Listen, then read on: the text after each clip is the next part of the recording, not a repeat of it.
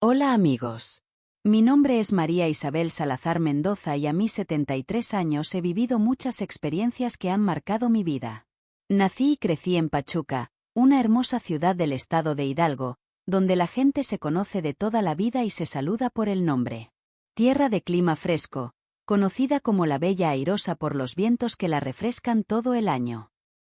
En este lugar comenzó mi historia, en una época donde las señoritas de buena familia no salían sin compañía, donde los valores familiares eran el pilar de la sociedad y donde la palabra del sacerdote era tan respetada como la ley misma. Lo que voy a compartirles hoy es un secreto que he guardado en mi corazón durante décadas. Si los remordimientos tuvieran forma física, no estaría aquí para contar esta historia. Lo que me ha acompañado todos estos años ha sido un sentimiento que me consumía por dentro, un amor que no estaba destinado a ser, pero que existió. Era 1968. Recién había cumplido 19 años. Mi trabajo era en la mercería de Don Ernesto, sobre la calle Hidalgo. Era un empleo respetable para una jovencita de mi edad. Mi padre Roberto y mi madre tenían una pequeña tienda de abarrotes en la parte baja de la ciudad. No éramos adinerados, pero siempre había comida en nuestra mesa. Mi madre, doña Rosario, se dedicaba al hogar y a cuidar de sus 5 hijos. Yo era la menor, la única que aún permanecía en casa. Mis hermanas ya habían formado sus propias familias. Mis hermanos trabajaban en la Ciudad de México. Nuestra casa se encontraba en la parte alta de Pachuca, cerca del Cerro del Cubito. Era una casa sencilla de cantera, con un patio donde mi madre cultivaba cilantro y epazote, y criaba algunas gallinas. Desde mi cuarto, que antes compartía con mi hermana menor hasta que se casó, podía contemplar toda la ciudad, con sus luces que brillaban al anochecer como luciérnagas en el valle. Mi rutina era invariable. Me levantaba al amanecer, ayudaba a preparar el desayuno, iba a la mercería, regresaba a comer, volvía al trabajo y por las noches asistía a misa o me quedaba en casa escuchando la radio, bordando y conversando con mis padres. Los domingos eran sagrados para ir a misa. En nuestra familia nadie faltaba, ni cuando llovía a cántaros ni cuando alguien tenía un simple resfriado. Papá siempre decía que Dios llevaba la cuenta de las ausencias y era mejor no arriesgarse. Fue un domingo cuando me arreglé con especial esmero. No teníamos para lujos, pero cuidaba mucho mis pocas pertenencias. Lavé y planché con dedicación mi vestido de algodón con flores. Me cepillé el cabello hasta que brilló, como había leído en una revista. Me puse un discreto color en los labios que había comprado a escondidas en la tienda de Doña Socorro. Ese año llegó un nuevo sacerdote a nuestra parroquia. El anterior, el padre Francisco, ya era mayor y necesitaba ayuda. El nuevo era sobrino del obispo de Puebla, según decían. Su nombre era padre Miguel Ángel Ramírez. Era joven, tendría unos 30 años. Desde el principio noté que era diferente a los otros sacerdotes que había conocido. No tenía ese semblante serio, esa mirada de quien carga preocupaciones eternas. El padre Miguel Ángel tenía una sonrisa sincera, conversaba con todos, desde los niños hasta los ancianos, y su voz. Ah, esa voz. Cuando leía las escrituras en misa, hasta los más distraídos prestaban atención. Su llegada transformó la parroquia. Los feligreses más tradicionales comentaban sin cesar, algunos apreciando su forma renovada de celebrar la misa, otros resistiéndose a los cambios que proponía. Los jóvenes, sin embargo, estábamos encantados. Formó un grupo juvenil, organizó retiros espirituales, tocaba la guitarra en las celebraciones. Era como una ráfaga de aire fresco en nuestra antigua y solemne iglesia. Recuerdo perfectamente la primera vez que nuestras miradas se cruzaron. Era un domingo por la mañana. La parroquia de San Francisco, en el centro, estaba repleta como de costumbre. El aroma del copal y las veladoras flotaba en el ambiente. Los devotos de siempre ocupaban las primeras bancas, con sus rosarios entre los dedos. Llegué un poco tarde y mi padre me dirigió esa mirada de reproche que solo los padres saben dar. Mi madre me dio un pequeño golpecito con el codo, indicándome que me comportara. Me senté en la banca y dirigí mi mirada hacia el altar. Justo cuando el padre Miguel Ángel se volvió hacia los fieles para dar la bienvenida, nuestros ojos se encontraron, Fue como si un instante mágico detuviera el tiempo, como si en aquella iglesia repleta solo existiéramos él y yo. Un rubor intenso cubrió mis mejillas y, disimuladamente, agaché la mirada pretendiendo buscar algo en mi bolso. A lo largo de la ceremonia, intenté no mirarlo directamente, aunque podía sentir sus ojos posarse sobre mí ocasionalmente. Era algo completamente nuevo, una emoción que jamás había sentido antes. Durante la comunión, al recibir la hostia, nuestras miradas volvieron a encontrarse. Percibí algo especial en sus ojos, una chispa, una duda momentánea. No encuentro las palabras precisas para describirlo. Solo sé que regresé a mi lugar con el corazón acelerado. Mi madre, notando mi rostro encendido, me preguntó si me encontraba bien. Le respondí que era por el calor del día, pero sabía que no era cierto. Era algo que florecía en mi interior, algo que debía haber contenido en ese preciso instante, algo que transformaría mi destino para siempre. Comencé a frecuentar más la parroquia. Me involucré en todas las actividades, las celebraciones en la plaza principal, las clases dominicales, cualquier ocasión que me permitiera estar cerca de él. El padre Miguel Ángel siempre fue amable y respetuoso, manteniendo una distancia apropiada. Pero eso solo aumentaba mi interés. No era la única, por supuesto. Otras jovencitas también lo admiraban. Era comprensible. Un sacerdote joven, de buena presencia y que hablaba sobre el amor divino y la misericordia con tanta pasión. Sin embargo, notaba cómo su mirada se detenía un poco más en mí durante la misa, cómo su sonrisa se volvía especial cuando llegaba a las reuniones juveniles. En la mercería, las clientas comentaban sobre el nuevo párroco. Decían que era una pena que un hombre así hubiera elegido el sacerdocio, que podría haber formado una familia. Escuchaba en silencio, sintiendo una inexplicable inquietud en mi corazón. Por esa época, varios muchachos de Pachuca me cortejaban, me invitaban a tomar un café después de misa, visitaban mi casa para hablar con mi padre. Los rechazaba educadamente, inventando excusas. No tenía cabeza para pensar en pretendientes. Le expliqué a mi preocupada madre que quería concentrarme en el trabajo y ayudar en casa. La verdad es que ninguno llamaba mi atención. No después de conocer al padre Miguel Ángel. Cierto día, mientras preparábamos la fiesta de San Juan en el salón parroquial, detrás de la iglesia, donde el piso de mosaicos estaba cubierto de papel picado y guirnaldas multicolores, me ofrecía ayudar con los adornos. Me encontré a solas con él. Me estiré para colgar unos farolillos, subida en un banco que se tambaleaba. El padre Miguel Ángel me advirtió sobre el peligro de caerme. Con inocente atrevimiento, le pregunté si me sostendría si perdía el equilibrio. Vi un destello especial en su mirada antes de que desviara los ojos y me recordara la seriedad del momento. Pero yo hablaba en serio. A mis 19 años creía comprender el mundo. Pensaba que todo era posible. Pero la vida tiene formas de enseñarnos, y a veces sus lecciones son tan intensas como el sol del altiplano. Después de aquel día en la fiesta patronal, noté cambios en la actitud del padre Miguel Ángel. Evitaba quedarse a solas conmigo. Cuando me veía llegar, buscaba la compañía de otros. Pero yo era persistente. Había algo en su mirada, en la forma en que me observaba cuando creía que no lo notaba, que me decía que no era solo mi imaginación. Pasaron las fiestas patronales.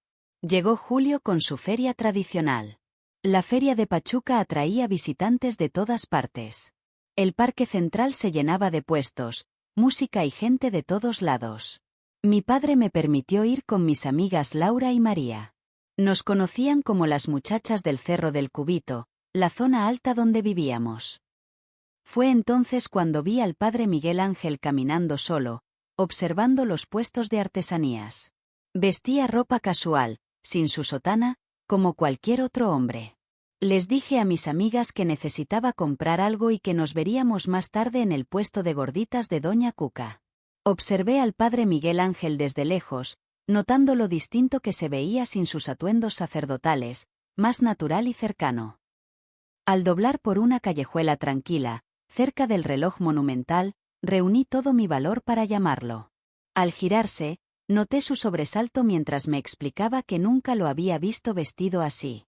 Me respondió que a veces necesitaba sentirse como cualquier otra persona. Le dije con sinceridad que para mí siempre había sido alguien especial. El silencio nos envolvió en aquella callecita apartada, con las melodías de la feria resonando a lo lejos. Percibí que algo importante estaba por suceder. Me pidió que regresara con mis amigas, preocupado por el qué dirán. Le pregunté si sentía temor de lo que estaba pasando entre nosotros. Mi pregunta lo desconcertó. Bajó la mirada, diciendo que no comprendía mis palabras, pero sus ojos revelaban otra historia. Cuando intentó marcharse, di un paso hacia él. Le recordé sus votos, pero también le hablé del amor que Dios pone en nuestros corazones. Trató de explicarme sobre su vocación y sus compromisos con la Iglesia, pero sus palabras sonaban como si intentara convencerse a sí mismo. En un momento de valentía inesperada, rocé suavemente su mejilla. Su rostro estaba cálido bajo mi mano.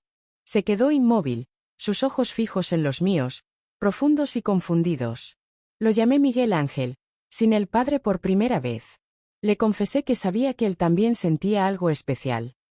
En ese instante, bajo las luces tenues de la feria, compartimos un momento de cercanía que cambiaría nuestras vidas. Nos abrazamos con ternura, dejando que nuestros sentimientos fluyeran naturalmente. Cuando nos separamos, vi que sus ojos brillaban con lágrimas. Pidió perdón al cielo y a mí, pero en su voz solo había inquietud por lo que esto significaba. Le pedí que no se disculpara por algo tan puro. Cerró los ojos, como buscando claridad. Al abrirlos, había tomado una decisión.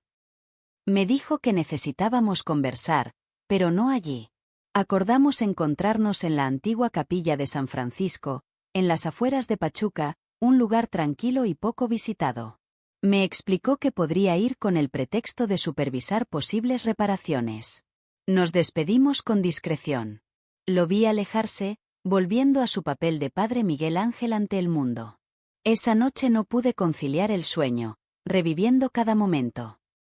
Sabía que habíamos cruzado una línea importante, pero en ese instante solo importaba que nuestros sentimientos eran mutuos, algo tan especial que lo hacía cuestionar su vocación.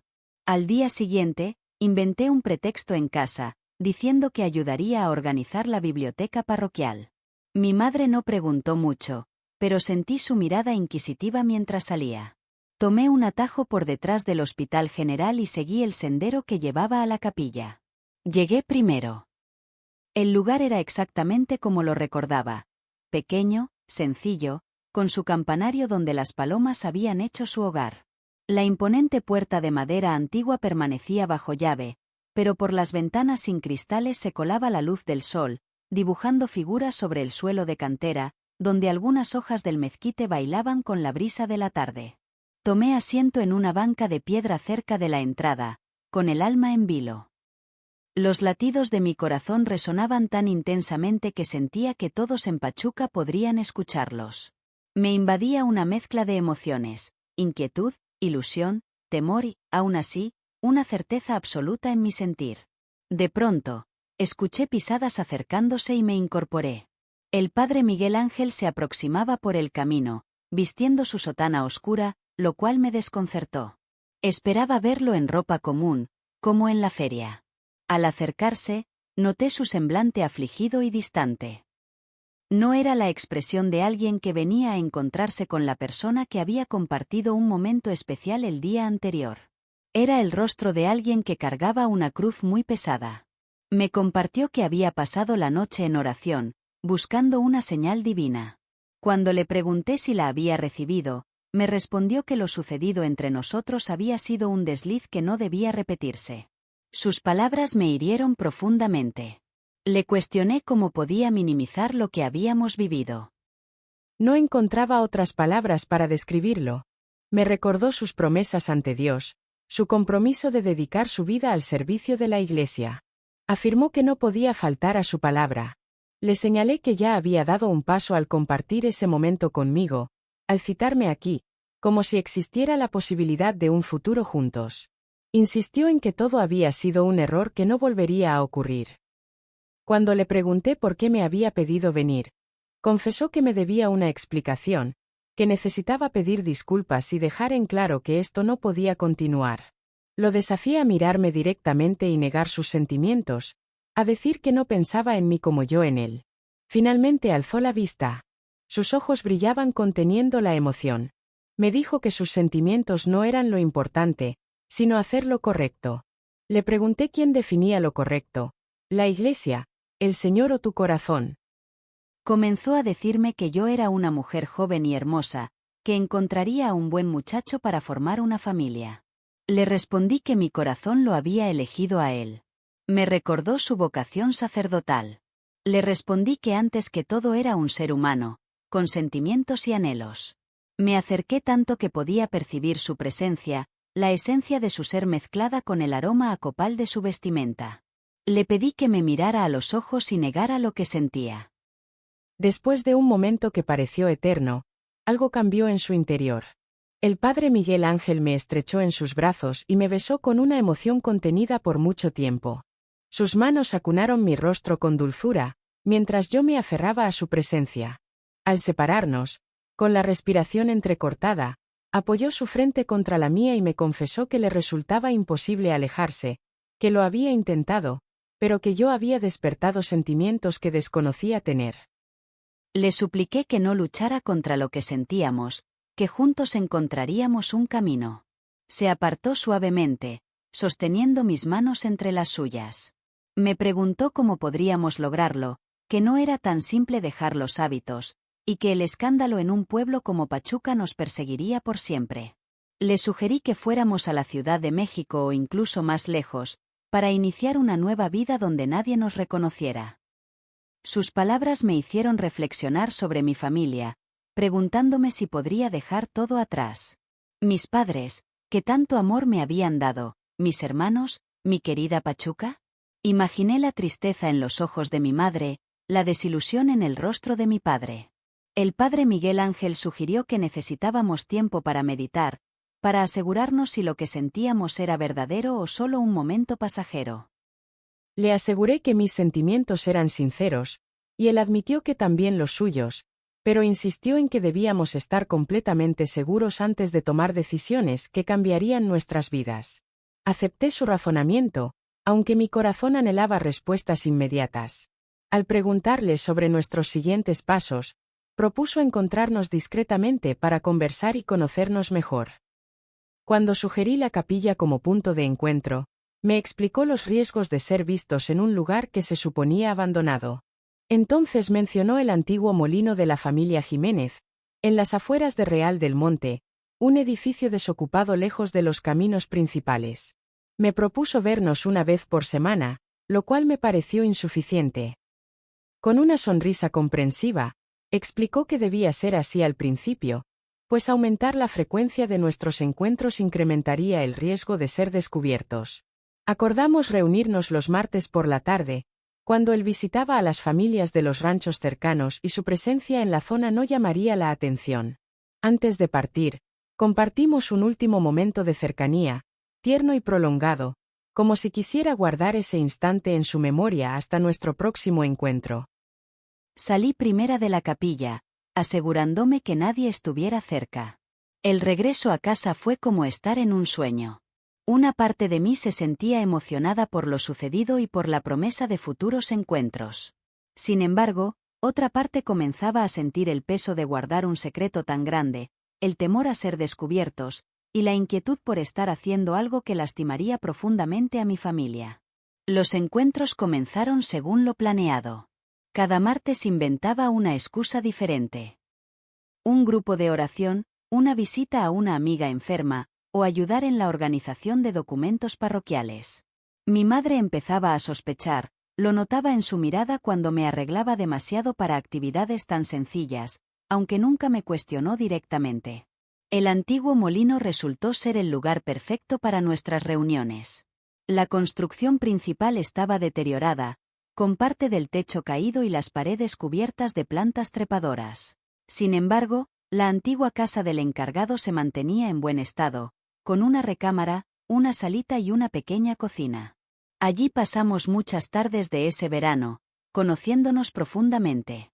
Me contó sobre su niñez en Puebla, hijo de comerciantes muy devotos que siempre soñaron con tener un hijo sacerdote, y como ingresó al seminario siendo muy joven, sin comprender realmente la magnitud de su compromiso. Me habló de sus dudas, sus luchas internas, y su fe que, a pesar de todo, permanecía firme. Yo le conté sobre mi familia, mis sueños de estudiar algún día, de conocer lugares más allá de Pachuca. Le hablé sobre las expectativas que tenían de mí, como la hija menor, de seguir el camino de mis hermanas mayores. Y así, entre conversaciones y momentos de cercanía, nuestra relación fue creciendo, siempre con respeto y ternura, descubriendo nuevas formas de expresar nuestro afecto. Miguel Ángel a menudo se mostraba indeciso, dividido entre sus sentimientos y su deber. Me susurró palabras de arrepentimiento mientras nos acercábamos. Le respondí con dulzura que el amor verdadero no podía ser malo, guiando sus manos con ternura. Una tarde cálida de agosto, en el viejo molino, nuestros corazones se unieron para siempre. La lluvia caía con fuerza afuera, como una cortina natural que nos protegía del mundo. Fue un momento especial, aunque nuevo y delicado para ambos, lleno de amor y significado. Después, recostado sobre las mantas que habíamos llevado, derramó lágrimas silenciosas que humedecieron mi hombro mientras acariciaba su cabello. Murmuró que sentía haber fallado a su vocación. Le recordé que Dios es amor, repitiendo sus propias enseñanzas, preguntándole cómo algo tan puro podría estar mal. Miguel Ángel no respondió, solo me abrazó con más fuerza, como buscando consuelo en mi presencia. A partir de ese día, nuestros encuentros se volvieron más significativos. Ya no era solo cariño, sino una necesidad profunda de estar juntos, de encontrar una solución a nuestra situación. Miguel Ángel comenzó a considerar seriamente dejar el sacerdocio. Mencionó la posibilidad de pedir un permiso temporal, explicando que necesitaba reflexionar sobre su vocación. Sugirió que podríamos ir a la Ciudad de México, donde mi prima nos ayudaría a establecernos. Con sus estudios previos en filosofía, podría dar clases. Cuando le pregunté sobre nuestro futuro, me habló de casarnos cuando todo se calmara, de tener una vida normal juntos. Qué hermosas sonaban esas palabras, aunque parecían tan lejanas. Me imaginaba esa vida, un hogar sencillo, una familia, despertar junto a él cada mañana, sin preocupaciones ni remordimientos. Le confesé que mis padres nunca lo entenderían, que pensarían lo peor de él. Coincidió en que sus padres sentirían que había traicionado no solo su vocación, sino también su confianza y los sacrificios que hicieron por su educación. Al preguntarle qué haríamos, me besó en la frente y dijo que iríamos con calma. Primero necesitaba hablar con el obispo, buscar consejo espiritual y preparar todo. Después podríamos planear nuestro viaje, quizás a Monterrey, lo suficientemente lejos. Acepté, aunque una parte de mí dudaba que fuera tan sencillo. Me repetía que nada valioso es fácil de conseguir. Nuestro amor merecía cualquier esfuerzo. Septiembre llegó trayendo los primeros aires frescos a Pachuca. Y con él también llegó la noticia que cambiaría nuestras vidas. Al principio no di importancia a los cambios en mi cuerpo, que siempre había sido irregular. A veces, la preocupación o cambios en la alimentación causaban alteraciones por algunos días. Pero cuando pasaron las semanas, ya no pude ignorar la posibilidad que me atemorizaba. Podría estar esperando un bebé. Las señales eran claras, el cansancio persistente desde el amanecer, el malestar matutino que ocultaba de mi madre con excusas, las molestias que nunca antes había experimentado. Aún así, intentaba convencerme de que era solo una coincidencia, que todo tenía otra explicación. Mi madre notó mi aspecto mientras pelábamos elotes en el patio. Me preguntó si me estaba alimentando bien. Le dije que solo estaba cansada por el trabajo en la tienda, que don Ernesto había aumentado mi horario. Me observaba con esa mirada de madre que parece saberlo todo. También mencionó mis frecuentes salidas, preguntándose si las actividades parroquiales no eran demasiado para mí. Miré mis manos manchadas y respondí que no, que era importante ayudar en la iglesia, mencionando que el padre Miguel Ángel siempre decía que los jóvenes éramos el futuro de la comunidad. Al mencionar su nombre, sentí un rubor cálido en mis mejillas. Desde que hablamos sobre su posible renuncia al sacerdocio, Nuestros encuentros se habían vuelto más profundos y emotivos, como si cada momento compartido pudiera ser el último antes de una gran transformación. Mi madre, con voz queda, me aconsejó tener precaución, señalando que algo en la mirada del padre le causaba inquietud. Cuando pedí que me explicara, mencionó que sus ojos parecían mostrar un interés especial por las jovencitas de la parroquia. Se persignó, pidiendo perdón al Señor por cuestionar a un hombre de Dios, pero insistiendo en que sus presentimientos rara vez fallaban. Me quedé callada, sintiendo mi corazón acelerarse. ¿Acaso habría notado algo? ¿Otros feligreses también habrían percibido cómo me miraba Miguel Ángel durante la misa y las reuniones pastorales? Le aseguré que eran ideas suyas, que el padre solo se preocupaba por guiar a los jóvenes. Mi madre continuó pelando las papas, encogiéndose de hombros, pero añadió que siendo yo su hija menor, solo buscaba protegerme después de tanto vivido. Esa noche, recostada en mi cama, sus palabras resonaban en mi mente. Si supiera que de quien debía protegerme no era del padre Miguel Ángel, sino de mis propias decisiones precipitadas. Y quizás ahora era tarde para arrepentimientos. La mañana siguiente, reuní valor para visitar la farmacia de don Genaro, al otro lado de la ciudad, donde nadie me reconocería. Adquirí un remedio que, según decían las señoras mayores, podría ayudar en estos casos. Eran hierbas amargas que preparé con miel, siguiendo las indicaciones, y tomé por 3 días. El único resultado fue un malestar estomacal que me impidió ir a trabajar un día. La verdad se volvía innegable. Yo, María Isabel Salazar Mendoza, hija de Roberto y Rosario, la pequeña de la familia, esperaba un bebé. Y el padre era aquel a quien toda la ciudad veneraba, el guía espiritual de la comunidad, el hombre que había jurado castidad ante Dios. Nuestra siguiente cita sería el martes próximo. Fueron los días más eternos que he vivido. No lograba alimentarme bien ni dormir. En la tienda, dejé caer una tela fina en el lodo, provocando el regaño de don Ernesto. Durante la misa dominical, no me atreví a recibir la comunión de sus manos. Notó mi ausencia en la fila. Percibí su mirada preocupada buscándome entre los asistentes. Cuando llegó el día acordado, me dirigí al viejo molino con el alma pesada. La tarde estaba gris y amenazaba tormenta, como si el cielo reflejara mi estado de ánimo. Miguel Ángel ya esperaba en los escalones de piedra, y su rostro se iluminó al verme. Comenzó a expresar su preocupación por mi ausencia en la misa, pero calló al ver mi expresión. Se incorporó mientras su sonrisa se transformaba en preocupación. Preguntó qué sucedía. Entré sin responder, sintiendo las piernas temblorosas. Me senté en la vieja silla que habíamos traído. Me siguió, arrodillándose frente a mí, tomando mis manos frías entre las suyas. Insistió en que hablara, expresando su temor. Respiré profundamente, buscando las palabras correctas, pero no existían palabras adecuadas para lo que debía decir. Así que lo expresé con simplicidad, esperaba un hijo suyo. El silencio que siguió pareció eterno. Vi su rostro transformarse, sorpresa, incredulidad, temor y finalmente una angustia tan profunda que me conmovió. Tartamudeó, preguntando si estaba segura. Confirmé que tenía un retraso de 2 meses y todos los síntomas. Soltó mis manos y retrocedió tambaleante, como aturdido. Su tez, habitualmente clara, palideció aún más. Pensé que podría desmayarse. Repitió, Santísima Virgen, varias veces, pasándose las manos por el cabello con desesperación, murmurando que aquello no podía estar ocurriendo. Las lágrimas rodaban por mis mejillas mientras lo observaba. No sabía qué esperaba realmente. Quizás imaginé que me abrazaría con fuerza, asegurándome que encontraríamos una solución juntos, que este bebé era una bendición más para nuestro amor. Sin embargo, su reacción de profunda angustia me lastimó el corazón. Con voz entrecortada, le recordé que esto era responsabilidad de ambos. Se detuvo y me miró fijamente. Sus ojos también estaban humedecidos. Su tono se suavizó al reconocer que no me culpaba de nada. Se acercó despacio, arrodillándose frente a mí, recostando su cabeza en mi regazo. Sentí cómo temblaba mientras trataba de contener su llanto. Acaricié suavemente su cabello, notando lo extraño de la situación.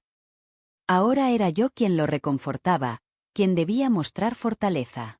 Le pregunté qué haríamos. Alzó la mirada, con los ojos enrojecidos y húmedos. Me dijo que no lo sabía, que todo había cambiado, que un bebé. No pudo terminar la frase. Le recordé sus palabras sobre dejar el sacerdocio, sobre irnos a Monterrey. Intentó explicar que eso fue diferente, que esto era mucho más delicado que simplemente dejar su ministerio. Sería algo que afectaría a todos. Su vocación, mi reputación, el futuro del pequeño. Con tristeza, le pregunté si sugería que me marchara lejos o entregara al bebé cuando naciera. Cerró los ojos como si mis palabras le causaran dolor. Respondió que necesitaba tiempo para pensar, para buscar una solución menos dolorosa. Le dije con firmeza que no existía un camino sin dolor en esta situación. Le pregunté cómo imaginaba que sería la vida de una joven madre soltera en Pachuca, cómo enfrentaría mi familia los murmullos en la iglesia, las miradas en la calle. Me dijo que entendía las consecuencias, que esto significaba el final de todo. Su ministerio, mi honor, nuestros sueños juntos. Le aseguré que podría ser un nuevo comienzo. Sería complicado, la gente hablaría, pero podríamos enfrentarlo unidos, por nosotros, por nuestro pequeño. Vi un destello de esperanza en su mirada, pero rápidamente fue reemplazado por esa expresión que comenzaba a desagradarme, la del sacerdote prudente, el hombre que analiza cada posibilidad, que mide cada riesgo. Me pidió tiempo, explicando que necesitaba reflexionar sobre una decisión tan importante. Me preocupé pensando en cuánto podríamos esperar, consciente de que pronto mi estado sería evidente, que mi madre ya sospechaba que algo no andaba bien. Acordó que serían solo unos días, máximo una semana, mencionando que consultaría con un sacerdote mayor que lo había guiado en el seminario. Tomó mi rostro entre sus manos con dulzura, prometiendo encontrar una solución que nos beneficiara a todos. Noté que evitaba decir, nuestro bebé, lo cual me reveló mucho sobre lo que nos esperaba. Nos despedimos con un beso diferente, sin el amor de siempre. Quedamos de vernos en el mismo lugar la semana siguiente. Al salir, volteé y lo vi arrodillado en el suelo del viejo molino, orando con las manos juntas, una imagen de profunda aflicción. Los días siguientes fueron de inmensa preocupación. En casa intentaba aparentar normalidad, pero era cada vez más difícil ocultar el malestar matutino, el cansancio, los pequeños cambios en mi cuerpo que mi madre, con su mirada atenta, pronto notaría. En la tienda, don Ernesto me llamó aparte después de que por tercera vez en la semana dejara caer un montón de telas. Me preguntó si me sentía mal o necesitaba descansar. Le aseguré que solo estaba distraída y me disculpé prometiendo más atención. Me miró preocupado, pero no insistió. Antes de que regresara al mostrador, puso su mano en mi hombro y me dijo que si necesitaba hablar, las puertas de su casa estaban abiertas, que su esposa me tenía mucho aprecio. Fue un gesto tan conmovedor que casi me quebró emocionalmente ahí mismo. Si tan solo fuera tan sencillo como platicar con el dueño de la tienda y su esposa. En la iglesia hacía todo lo posible por no cruzarme con el padre Miguel Ángel. Empecé a asistir a misa en la parroquia de San Francisco, al otro lado de Pachuca, a pesar de las dudas de mi madre, quien no comprendía por qué quería ir tan lejos teniendo la catedral tan cerca. Le inventé una historia sobre una devoción especial que estaban realizando allá, en la que me había comprometido a participar. El martes pareció no llegar nunca. Cuando finalmente amaneció ese día, me dirigí al viejo molino con un poco más de calma en el corazón. La semana de meditación debería haberle dado tiempo a Miguel Ángel para ordenar sus pensamientos y encontrar una solución a nuestra situación. Tal vez ya había conversado con el obispo, preparándose para dejar los hábitos. Pero al llegar, el molino estaba completamente solo. Aguardé por horas, hasta que el atardecer pintó el cielo de un intenso naranja. Él nunca llegó. Volví a casa angustiada, confundida y con el corazón destrozado. Al día siguiente, fui decidida a buscarlo en la catedral. La señora que limpiaba me informó que el padre Miguel Ángel había tenido que partir. Cuando pregunté sobre su destino y fecha de regreso, me dijo que realmente no lo sabía, que el obispo de Puebla lo había solicitado con urgencia y que el padre Benito, un sacerdote retirado, se encargaría de las misas por ahora. Sentí que todo mi mundo se desmoronaba. Se había marchado sin decirme nada, sin darme una explicación. Había evitado enfrentar nuestra realidad, dejándonos solos a mí y a nuestro pequeño. Entonces comenzaron los rumores. El obispo de Puebla había llamado al padre Miguel Ángel para una misión especial en una comunidad alejada, donde necesitaban sacerdotes. Otros comentaban que había pedido ir a un monasterio en Tlaxcala para un retiro espiritual. Los feligreses más devotos competían por ver quién tenía la información más precisa sobre la repentina partida del querido y joven sacerdote. Por supuesto, nadie relacionó su ausencia con la jovencita pálida de la tienda de telas que llevaba en su interior el secreto más impactante de Pachuca. Los días posteriores fueron los más difíciles que he vivido. Cada amanecer despertaba deseando que todo fuera solo un mal sueño, que Miguel Ángel regresara, tocara a mi puerta, me dijera que había encontrado una solución, que estaríamos juntos. Pero no volvió. Ni una nota, ni un mensaje. Mi madre notó que algo no andaba bien. Me encontró llorando en varias ocasiones. Me preguntaba qué sucedía. Le daba excusas, me peleé con una amiga, el trabajo me tiene agotada, estoy leyendo una novela muy triste. Ella aparentaba creerme, pero su mirada me decía que intuía algo más profundo. Mientras tanto, mi cuerpo comenzaba a cambiar de manera sutil, algo que solo yo podía percibir. Las molestias matutinas no cesaban. Ya no podía seguir negando la realidad. Esperaba al hijo de un sacerdote que había decidido alejarse de nosotros. En medio de mi desesperación, recibí un sobre sin remitente, solo con mi nombre escrito. Reconocí inmediatamente su caligrafía elegante, la misma que había admirado tantas veces en los boletines parroquiales y las actas. Con manos temblorosas, abrí el sobre. Contenía una breve nota y algo de dinero. La carta decía: María Isabel, te pido perdón. No tuve el valor de enfrentar esto. Me dirijo a un monasterio en Tlaxcala para un retiro espiritual indefinido. Después solicitaré un cambio a otra diócesis. Este dinero es para ayudarte. Busca apoyo, quizás en tu familia. Rezo por ti y por la criatura todos los días. Que Dios nos perdone. No había firma, no la necesitaba. Cada palabra era como una espina en mi corazón. No regresaría. Había elegido su vocación sacerdotal por encima de nosotros. Nos había dejado solos. Destrocé la carta en diminutos pedazos mientras las lágrimas nublaban mi vista. El dinero, sin embargo, lo guardé. Mi orgullo no alimentaría a un bebé ni cubriría los gastos del parto cuando llegara el momento. Fue mi tía Lupita quien me dio una luz de esperanza. Hermana menor de mi madre, vivía sola en Tulancingo, ciudad vecina a Pachuca. Era viuda, sin hijos, en una casa modesta. De niña, pasaba temporadas con ella durante las vacaciones. Aunque hablaba poco, su corazón era inmenso. Un domingo, reuní todo mi valor para visitarla. Ya no podía seguir guardando este secreto. Sentía que me ahogaba. Necesitaba confiar en alguien que me escuchara sin prejuicios, y tía Lupita siempre supo escuchar con comprensión. Le conté toda la historia, desde aquel primer encuentro en la iglesia hasta la última carta. Lloré como nunca en mi vida. Ahí, en su cocina, entre el aroma del café de olla y las tortillas recién hechas. Ella me escuchó atentamente, en silencio, sus ojos comprensivos, sus manos trabajadoras sosteniendo las mías con cariño. Al terminar mi relato, esperaba quizás reproches o decepción.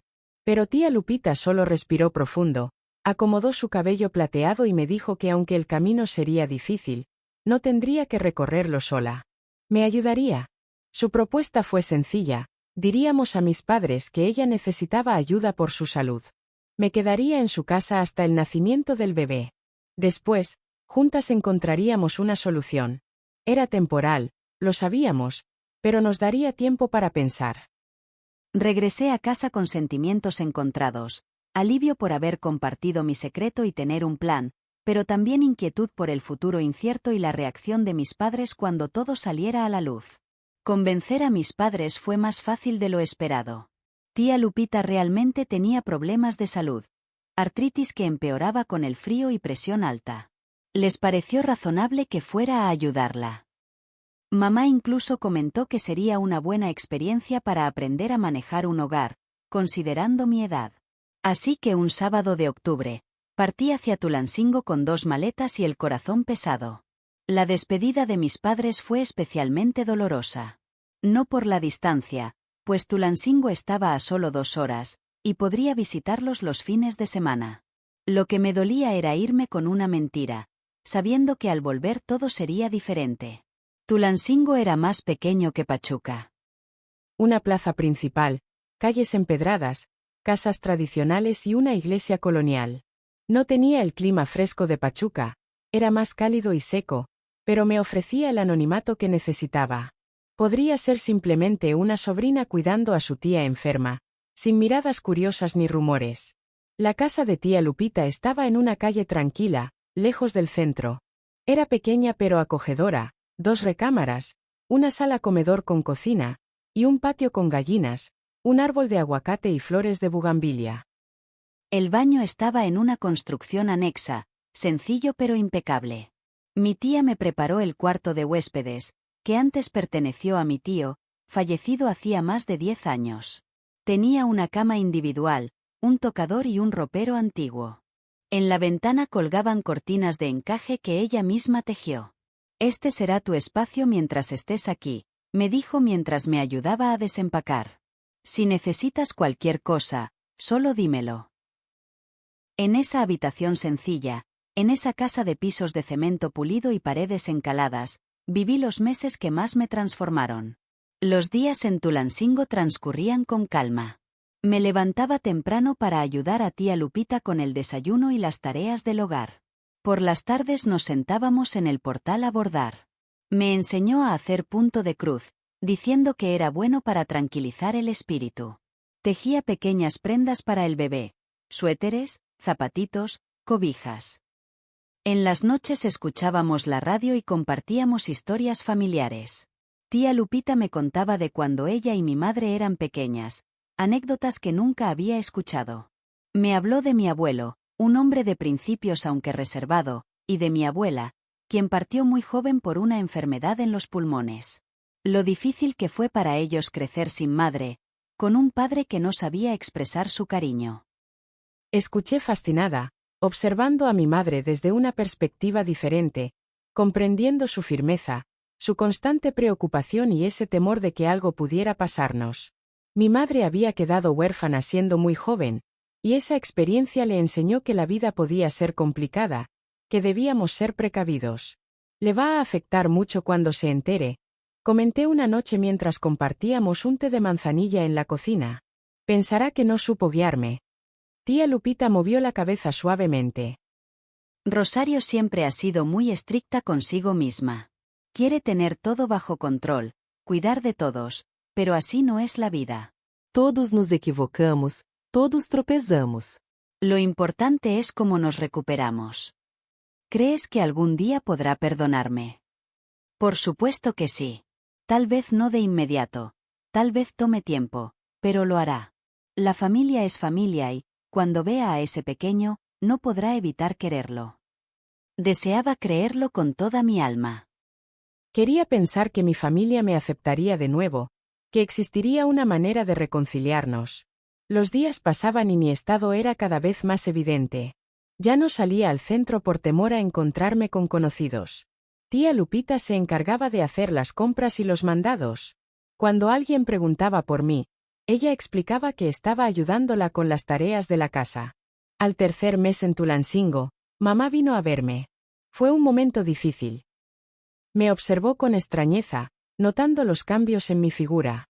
A pesar de la ropa amplia que usaba, no hizo preguntas, pero su mirada lo decía todo. Ella intuía la situación, o al menos la sospechaba, pero no estaba lista para confrontarla y yo no me atrevía a confesarle.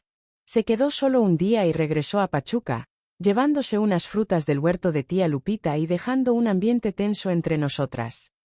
Esa noche no pude contener el llanto, sintiendo que la distancia con mi familia se hacía más grande. Tía Lupita me consoló con dulzura. Ten paciencia, Mejira. Cuando llegue el bebé, será más fácil hablar. Todo se resolverá. Me aferré a sus palabras como si fueran mi única esperanza. Necesitaba creer que habría un futuro para mí y mi bebé, aunque fuera diferente al que había imaginado. De Miguel Ángel no había más noticias que aquella carta. Me preguntaba dónde estaría, qué estaría haciendo. Si pensaría en nosotros, si sentiría remordimiento, si alguna vez querría conocer a su hijo. Una mañana lluviosa de mayo comenzaron los dolores, más intensos que cualquier cosa que hubiera experimentado antes.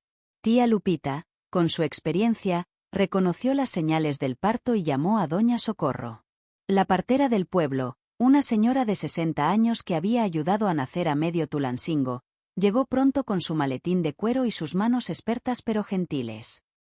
Me revisó, confirmó que el bebé venía en camino y le dio instrucciones precisas a tía Lupita para preparar agua caliente, toallas limpias y tijeras esterilizadas. El alumbramiento fue prolongado e intenso. Las horas parecían eternas. Sin más ayuda que una partera experimentada y mi querida tía. Con cada momento difícil, pensaba en Miguel Ángel, en su ausencia en este momento tan importante. Y entonces, después de lo que pareció una eternidad, escuché el llanto fuerte y claro de mi bebé anunciando su llegada al mundo. Doña Socorro sonrió mientras me mostraba al pequeño. Es un varoncito, mijita, y está muy sanito. Cuando lo pusieron en mis brazos, todo el sufrimiento, toda la inquietud, toda la tristeza se desvanecieron. Contemplé su carita, sus ojitos que se abrían tímidamente, y sentí un amor inexplicable. Un amor que lo superaba todo, que hacía que cualquier otra cosa pareciera insignificante. Daniel, susurré, acariciando su mejilla suave. Te llamarás Daniel. Como mi abuelo, pensé, un nombre firme y digno, un nombre que le abriría caminos, que le daría libertad. Tía Lupita, a mi lado, lloraba de emoción. Es hermoso, María Isabel. Es todo tuyo. En ese instante tomé una decisión. Miguel Ángel había elegido su camino al marcharse. Yo tomaría el mío ahora. Educaría a mi pequeño con dignidad y amor incondicional. No necesitaría conocer que su padre eligió otro sendero, alejado de nosotros. Mi Daniel descansaría sobre mi pecho esa noche y todas las siguientes, y juntos construiríamos nuestro destino. Los primeros meses con Daniel fueron una mezcla de cansancio y felicidad absoluta. Entre desvelos, momentos de alimentación cada par de horas, lavado de pañales de tela, y planchado de ropita, también hubo sonrisas inocentes, el calor de su cuerpecito junto al mío, y la certeza de que tenía un tesoro invaluable que nadie podría arrebatarme. La tía Lupita fue mi apoyo más grande durante ese tiempo. Cuidaba a Daniel cuando necesitaba recuperar fuerzas, compartiendo su sabiduría maternal aunque nunca tuvo hijos propios, pues había ayudado a criar a muchos sobrinos. Me preparaba atoles y caldos reconfortantes para recuperarme después del parto. Es importante estar fuerte, me decía. Este angelito te necesitará muchísimo. Mis padres desconocían el nacimiento. Me faltaba valor para contarles, así que inventaba pretextos cuando llamaban o querían visitarnos. Les decía que tía Lupita estaba delicada de salud y requería atención constante. Que el viaje sería muy pesado. Que el clima no era favorable. Cualquier excusa para retrasar lo inevitable, aunque sabía que no podría ocultar a Daniel por siempre, especialmente porque crecía sano y fuerte, con sus cachetes rozagantes y mirada vivaz. Se asemejaba cada día más a su padre, el mismo mentón firme, los mismos ojos profundos y expresivos. Cuando Daniel cumplió 4 meses, reuní el valor necesario. Le escribí una carta a mi madre revelándole todo. No mencioné la identidad del padre, solo expliqué que había cometido un error, que lo lamentaba, pero que amaba profundamente a mi hijo y deseaba criarlo con dignidad. Pedí perdón por la angustia causada, mas no por mi bebé. Jamás me arrepentiría de tenerlo. La respuesta llegó en persona. Una semana después de enviar la carta, escuché que tocaban a la puerta. Era una tarde calurosa de septiembre. Daniel dormía en la cunita que una vecina le había regalado a tía Lupita. Al abrir, encontré a mi madre, sola, demacrada, con marcadas ojeras, como si hubiera pasado noches sin dormir. Nos miramos en silencio largo rato. Luego entró, cerró la puerta y me envolvió en un abrazo fuerte y emotivo que expresaba todo lo que las palabras no podían. Lloré en sus brazos como cuando era pequeña, entre sollozos y disculpas. ¿Dónde está?, preguntó con voz temblorosa. La guié hasta la cuna donde Daniel dormía plácidamente, ajeno a todo lo que sucedía. Mi madre lo contempló en silencio. Después, con manos temblorosas, acarició su mejilla suave. «Me recuerda a tu hermano Javier cuando era bebé», dijo finalmente. Su voz no mostraba reproche, solo una profunda melancolía y resignación. Le conté una versión simplificada, que me había ilusionado con un muchacho que prometió casarse conmigo, pero se alejó al saber del embarazo. Omití que era el padre Miguel Ángel. Esa verdad era demasiado dolorosa. Causaría un escándalo que afectaría a todos. Mi madre no preguntó más sobre el padre. Quizás lo intuía, quizás prefirió no saberlo con certeza. Se quedó con nosotros 3 días. Durante ese tiempo, cuidó a Daniel como solo una abuela sabe hacerlo, con un amor que trascendía la decepción y el dolor. Me enseñó secretos para calmarlo cuando lloraba, técnicas para sacarle el aire después de comer, remedios caseros para sus malestares. Antes de partir me advirtió: «Tu padre aún no está enterado». Se lo diré a mi modo, cuando sea el momento, pero no puedo asegurarte que reaccionará como yo. Es un buen hombre, María Isabel, pero es tradicionalista, le importa mucho su imagen en la ciudad. Comprendí el mensaje implícito, que tal vez mi padre tardaría en perdonarme, que quizás las puertas de mi hogar permanecerían cerradas por un tiempo. ¿Qué camino debo tomar ahora, mamá?, pregunté, sintiéndome más desorientada que nunca. Ahora cuida a tu hijo, María Isabel, con amor y dignidad. Demuéstrale a él y al mundo que un tropiezo no define quién eres. Con estas palabras partió, asegurando regresar pronto, prometiendo mandar noticias y apoyo económico discretamente. Me quedé parada en el umbral viendo alejarse el autobús con Daniel en mis brazos, sintiendo un extraño alivio por haber compartido mi secreto con mamá, pero también el peso de saber que el camino sería complejo. Los días se convirtieron en meses. Daniel crecía fuerte y despierto. Su primer dientecito, sus primeros pasitos, sus primeras palabritas. Cada momento especial lo celebrábamos con alegría tía Lupita y yo, y cuando podía visitarnos, mi madre, quien siempre llegaba con pequeños tesoros, ropita nueva, juguetes, y algo de dinero ahorrado para ayudarnos. Papá, tal como anticipó mamá, no asimiló bien la noticia. Según me contó, pasó días en silencio. Después tuvo un arranque de frustración y rompió algunos platos. Luego se sumió en una profunda tristeza. Expresó que había fallado como padre, que el apellido familiar quedaba manchado, que la gente lo miraba distinto en las calles.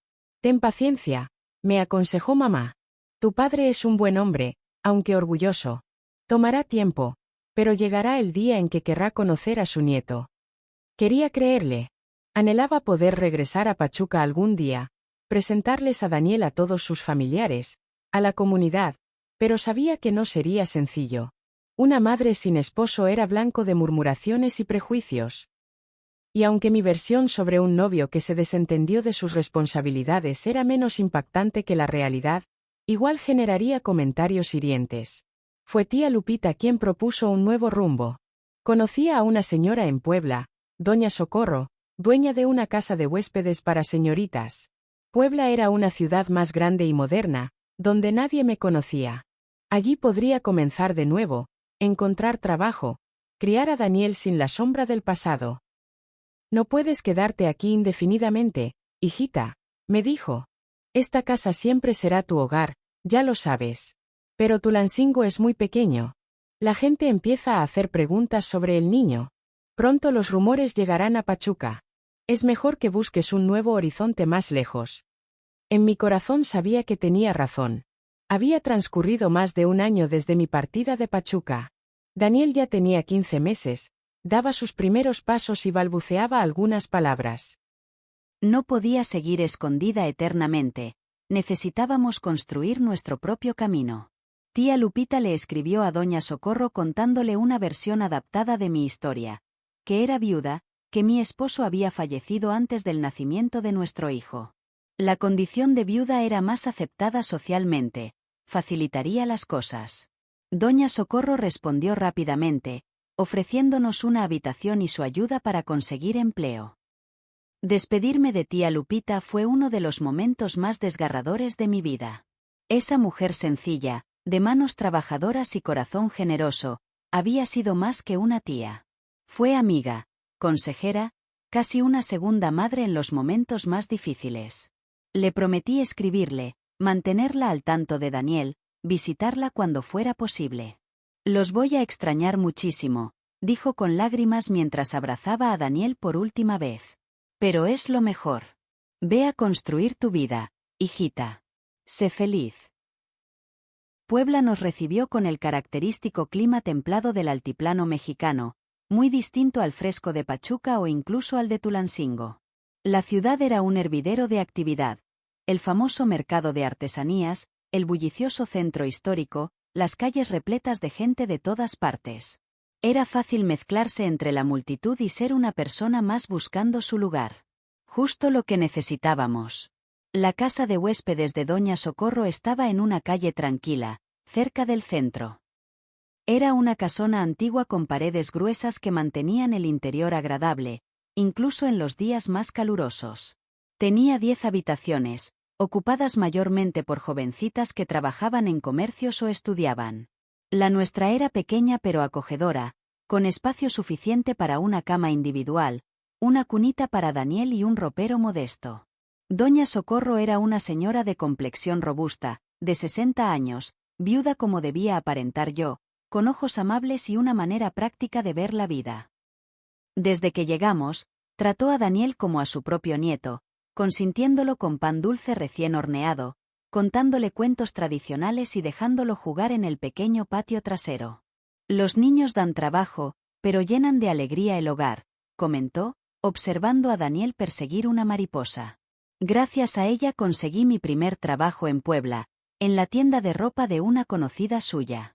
El sueldo era modesto, pero suficiente para pagar la habitación y cubrir nuestras necesidades básicas. Durante mis horas de trabajo, Doña Socorro cuidaba a Daniel junto con Doña Cuca, su empleada doméstica, una señora de tez morena con una sonrisa permanente y un corazón generoso. La vida en Puebla era diferente, anónima, libre del peso de los prejuicios y los comentarios malintencionados. Nadie cuestionaba mi historia de viudez. A nadie le interesaba demasiado mi pasado. Era simplemente una madre más, luchando por sacar adelante a su hijo con dignidad. Gradualmente, fui estableciendo una rutina, haciendo amistades, encontrando mi lugar en esta ciudad bulliciosa y acogedora. Mamá me escribía con regularidad, manteniéndome al tanto de la familia en Pachuca. Papá seguía sin ceder, todavía reacio a conocer a su nieto. Sin embargo, mis hermanos, especialmente Javier, el mayor, expresaron su deseo de conocer a Daniel.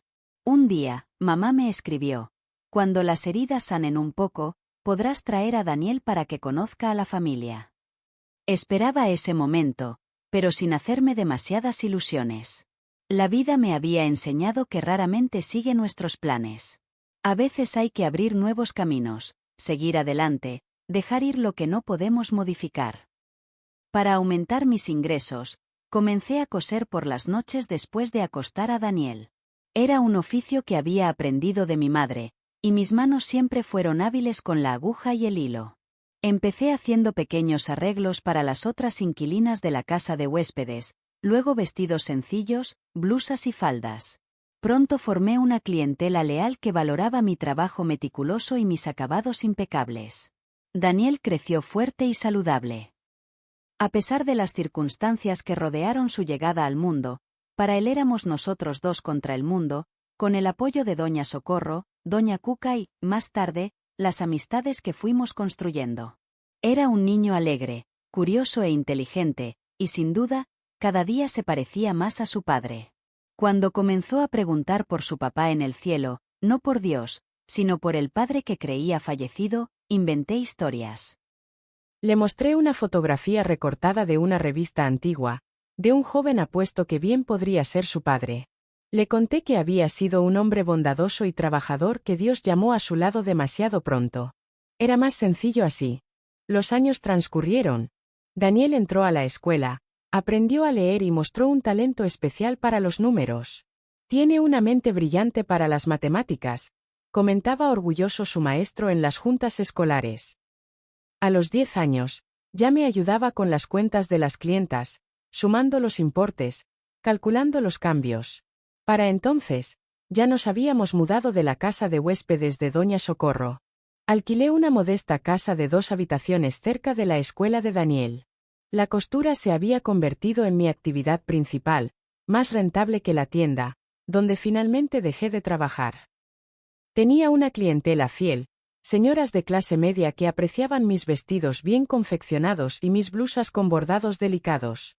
La vida seguía su curso, no de la manera que había imaginado a mis 19 años, cuando me enamoré del nuevo sacerdote de la parroquia, pero con dignidad, una vida que había construido con mi propio esfuerzo, a pesar de los tropiezos y las dificultades.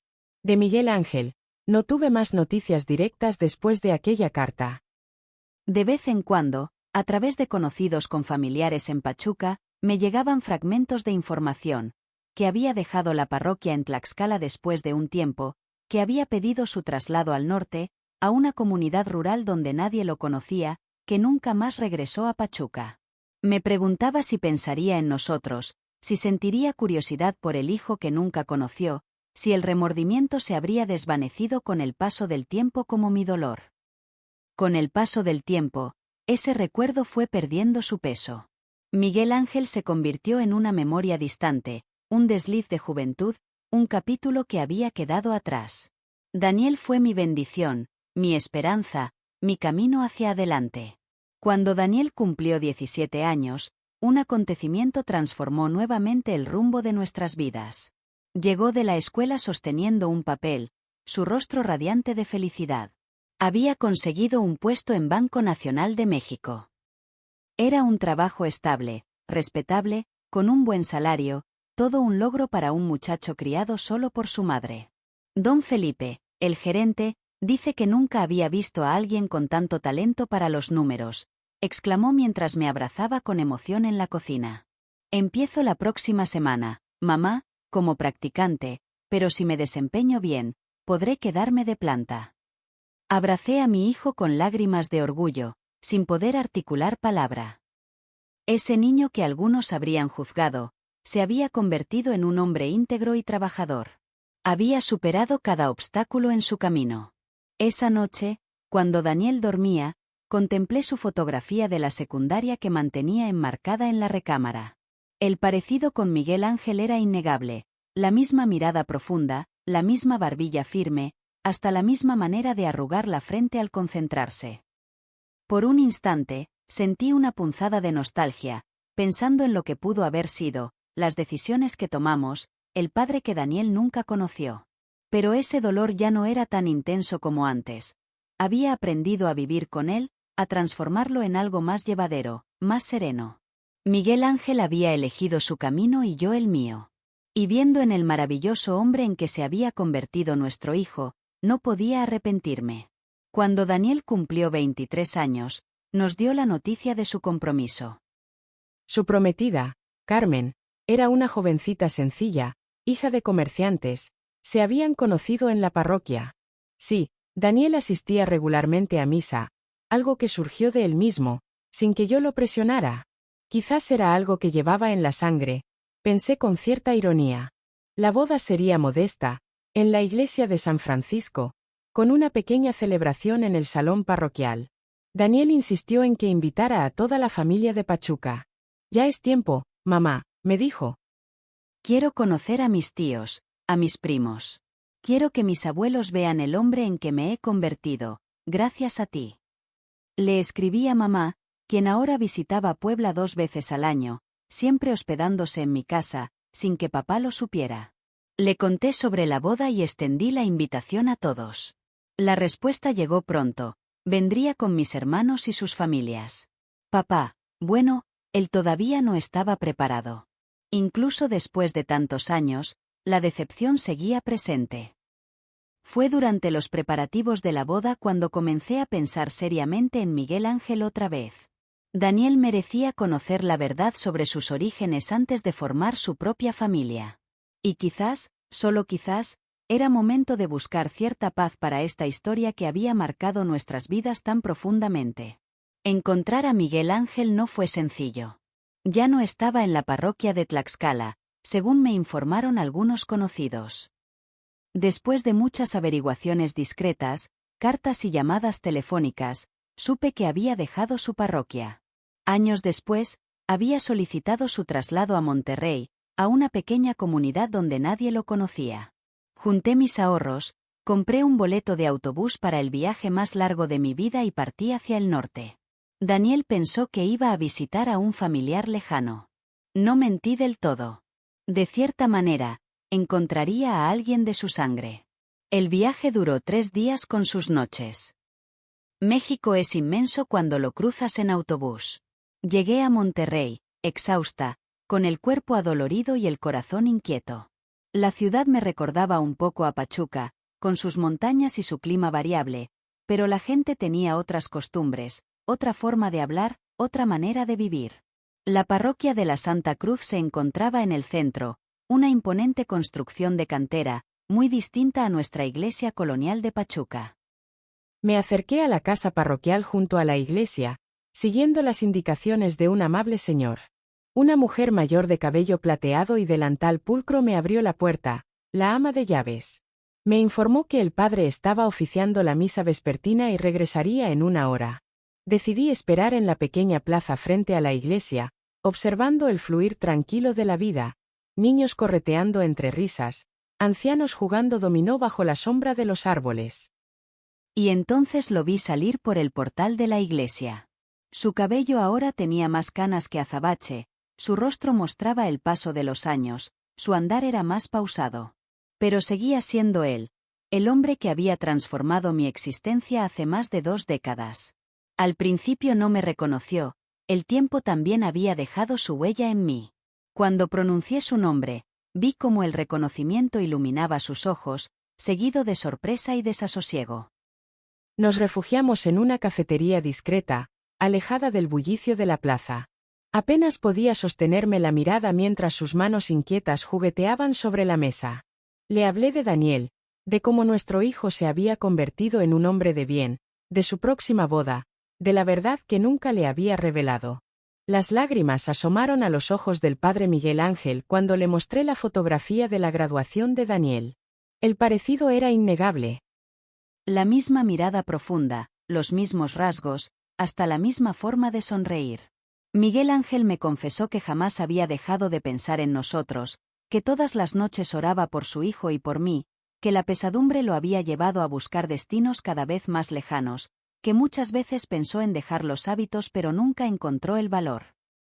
No sentí enojo ni rencor, solo una profunda melancolía por los sueños que no pudieron ser, por la familia que nunca formamos, por los años que el tiempo se llevó. Le pregunté si quería conocer a su hijo. Dudó, sus ojos reflejando una mezcla de anhelo y temor. ¿Sería posible después de tanto tiempo? ¿Daniel lo aceptaría?